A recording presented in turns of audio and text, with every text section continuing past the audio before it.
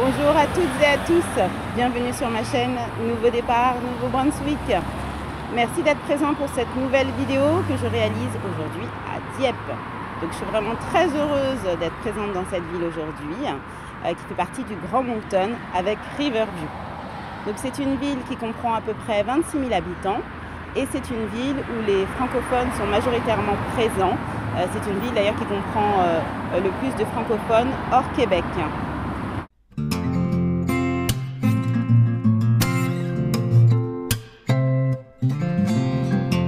Alors aujourd'hui, je vais vous parler de ce qui peut être primordial à mettre en place avant de partir ici au Nouveau-Brunswick.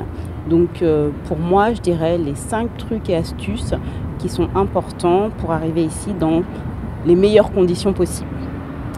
Alors, premier élément, apprendre l'anglais. Donc ça signifie qu'effectivement, même si vous arrivez dans une province bilingue, il va être important dans votre recherche d'emploi de pouvoir pratiquer l'anglais.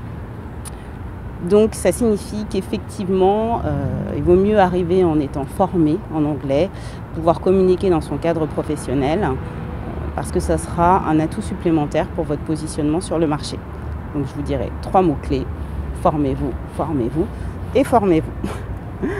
Deuxième élément, donc c'est aussi quelque chose qu'on a rarement l'occasion de faire en France, c'est la lettre de recommandation, ou je dirais même plutôt les lettres de recommandation. Donc ça signifie qu'il faut que vous demandiez à vos anciens employeurs une lettre de recommandation qui atteste des compétences que vous avez développées, de ce que vous avez développé comme résultat, d'un certain nombre d'éléments qui vont pouvoir vraiment, je dirais, rassurer vos futurs employeurs. Troisième élément important aussi, c'est la construction d'un CV à la mode canadienne. Alors le CV à la mode canadienne, ça signifie qu'il faut répondre à un certain nombre de règles qui sont vraiment très très importantes. Donc je vous mettrai un lien en bas de cette page pour que vous puissiez voir quel type de modèle de CV on peut mettre en place pour répondre justement à ces règles.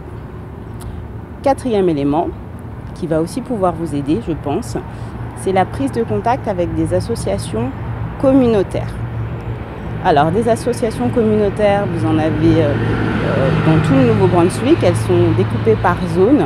Moi je vais vous indiquer celles que je connais, celles que j'ai pu rencontrer, mais ce n'est pas exhaustif. Donc j'ai rencontré le Crano à Edmundston.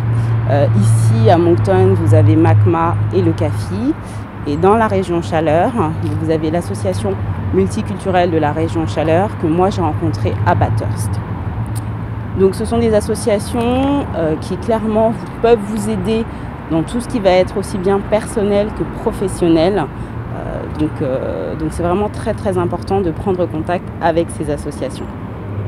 Et 5e élément qui est le plus important, c'est le développement de son réseau. Ce que je suis en train de faire aujourd'hui finalement et qui va beaucoup vous aider pour pouvoir vous positionner ici au Nouveau-Brunswick. Donc développer son réseau, ça veut dire bien entendu aller sur LinkedIn, s'inscrire, se mobiliser, contacter les gens.